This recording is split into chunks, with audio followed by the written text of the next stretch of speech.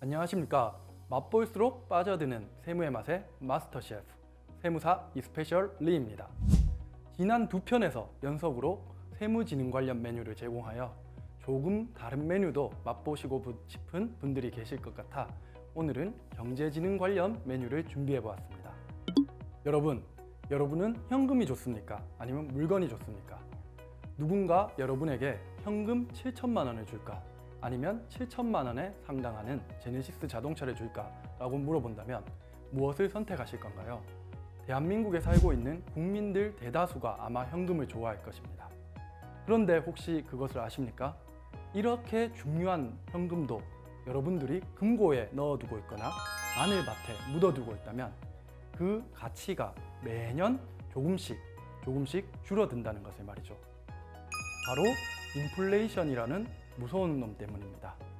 이 인플레이션이란 것은 똑같은 현금, 즉 화폐의 양으로도 시간이 지날수록 살 수 있는 자산의 가치가 줄어들거나 또는 똑같은 자산을 사는데 더 많은 화폐가 필요하게 되는 현상을 말하죠.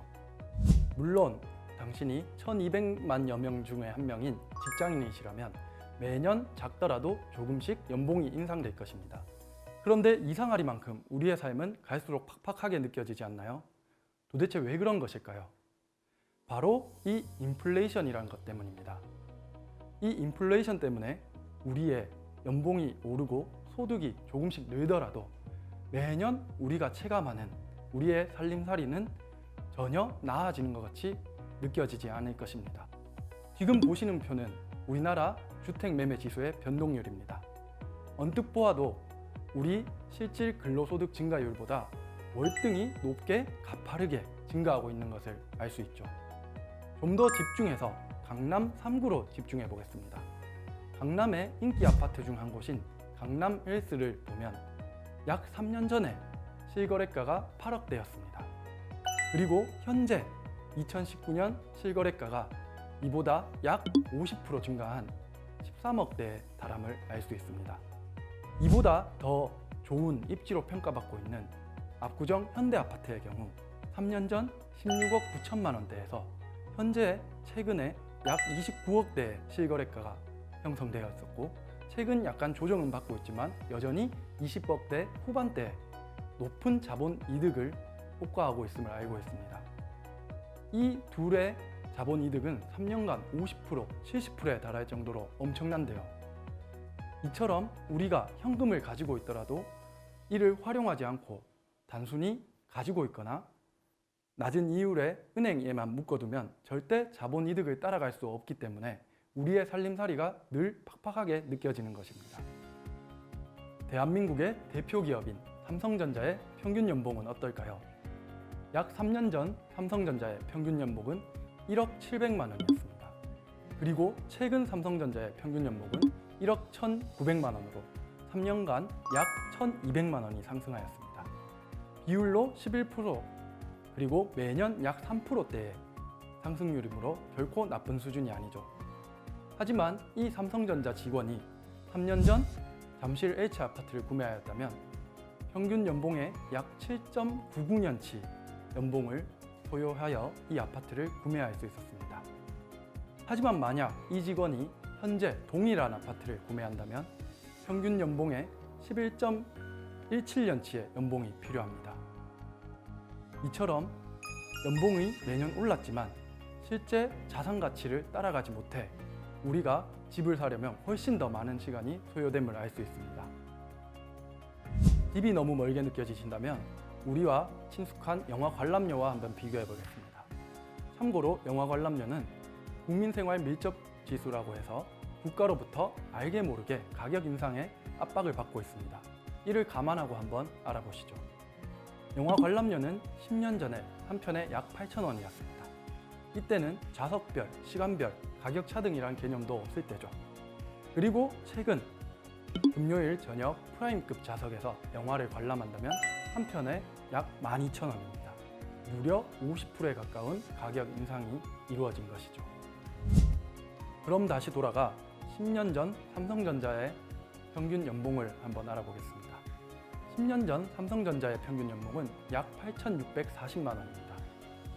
평균 연봉 상승률이 3.8%대이니 통계청이 발표하는 연평균 물가 상승률 1.9%에 비해 월등한 것을 알 수 있습니다. 하지만 이 직원이 10년 전 영화를 관람하였다면 이 연봉을 100% 투여했을 때 1년간 볼 수 있는 영화가 무려 1,800여 편이었습니다.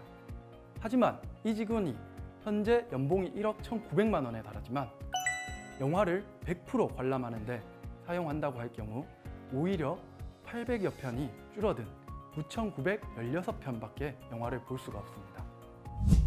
이것이 바로 인플레이션의 무서움입니다. 물가 상승률 연 2.5%를 가정하여 여러분들이 만약 현금 10억을 현재 마늘밭에 묻어둔다면 10년 뒤 이 돈의 가치는 약 7억 8천만 원으로 급격히 줄어듭니다. 이는 마치 러닝머신 위를 달리는 사람과 같습니다. 물가 상승률이 가파르다면 여러분들은 매우 빠르게 달려야 할 것입니다. 그리고 물가 상승률이 완만하다면 조금 천천히 걸어도 될 것입니다. 하지만 천천히 걸어도 되지만 만약 여러분이 제자리에 멈춰선다면 결국 러닝머신 밖으로 떨어지게 될 것입니다. 이것이 인플레이션의 무서움이고 우리가 경계해야 할 것입니다. 상황이 이러하다 보니 직장인을 비롯한 많은 대한민국 사람들이 입버릇처럼 하는 말이 있습니다. 바로 집값 좀 떨어지면 좋겠다. 그런데 과연 집값이 떨어지면 정말 좋을까요? 결코 그렇지 않을 것입니다. 아니, 집값이 떨어지면 좋지, 그게 무슨 소리야? 라고 하신다면 다음의 상황을 한번 들어보시죠. 우리가 흔히 말하는 집값이 떨어진다는 것은 디플레이션 상황을 말합니다. 즉, 시간이 갈수록 자산의 가치가 매년 하락하는 거죠. 많은 사람들의 소망과 같이 만약 집값이 폭락한다고 가정해 보겠습니다. 한 30% 정도 떨어졌다고 해보겠습니다. 그런데 만약 집값이 이렇게 폭락한다면 정작 집을 사고자 했던 사람들도 막상 집을 사기가 두려워질 것입니다. 왜냐하면 이제 더 이상 집값이 오른다는 기대는 사라지고 없고 집값이 더 떨어질까 봐 걱정이 될 것이죠. 이렇게 집값이 떨어지게 되면 대출을 받아서 집을 샀던 많은 사람들에게 은행으로부터 담보를 더 잡으라는 마진콜이 발생할 것입니다. 그렇다 보면 많은 사람들이 이 대출을 상환하지 않기 위해 더 많은 자산을 은행에 담보로 제공해야 됩니다. 이로 인해 이 사람들의 이자 부담은 더욱 늘어나겠죠. 담보 상환으로 인한 이자 상환 압박, 그리고 실업으로 인한 우리의 평균 임금 소득 감소 등과 같은 다양한 경제적 문제들이 발생하게 되고 온 나라가 경제 불황에 빠지게 될 것입니다. 저는 개인적으로 인플레이션보다 디플레이션이 훨씬 두렵습니다.